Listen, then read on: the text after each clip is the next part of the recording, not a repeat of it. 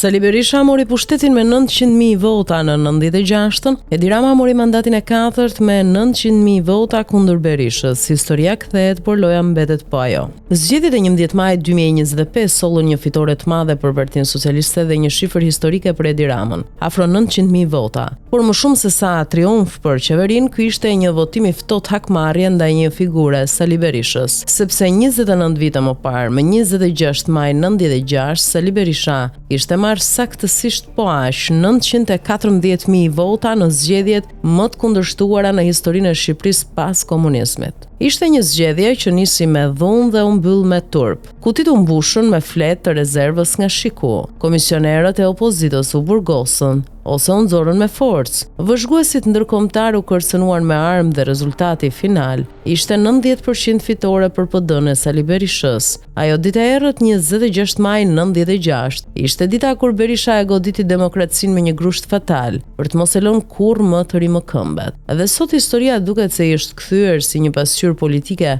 me të njëjtën shifër por me dy anë të ndryshme të medaljes. Atëherë ishte falsifikuesi, sot ai është objekti i refuzimit masiv. Zgjedhjet e 11 majit ishin të ndryshme në formë, por shumë të ngjashme në logjik. Në vend të shikut të Gazidedes kemi patronazhistët e stilit të ri, në vend të bandave që hynin në komisione kemi oligarkë dhe trafikantë që kontrollojnë votat në heshtje, në vend burrave me Kalashnikov kemi gratë të qeta nëpër komisione, por me një strukturë partie që komandon rezultatin në çdo njësi. Në vitin 96 raportet ndërkombëtare cilësuan 26 majin si ditë terrori elektoral.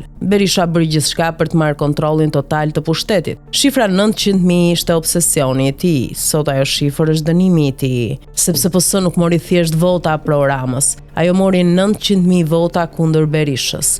Fakt që vetë Edi Rama e kupton, por nuk e thot. Sepse këto nuk janë votat të dashura për të, janë votat neveritura nga rikthimi i Saliut. Por kushdo që sheh këtë rezultat si fitore morale të PS-s gabon rënd, sepse ka një përbashkësi tragjike mes Berishës së 96-s dhe Ramës së 2025-s. Të dy kanë përdorur pushtetin për të blinduar veten, të dy kanë ndërtuar rrjete patronazhi e klientelizmi për ta kontrolluar rezultatin, të dy kanë pasur plan për të qeverisur pa opozitë reale. Në vitin 96 Berisha çoi vendin në fund të humnerës politike. Në vitin 2025 Rama po mban në kontroll gjithçka me vota që duken si legjitime, por që burojnë nga një makineri elektorale me shumë më tepër dhëmb se ajo e Gazidedes. Historia është e çuditshme.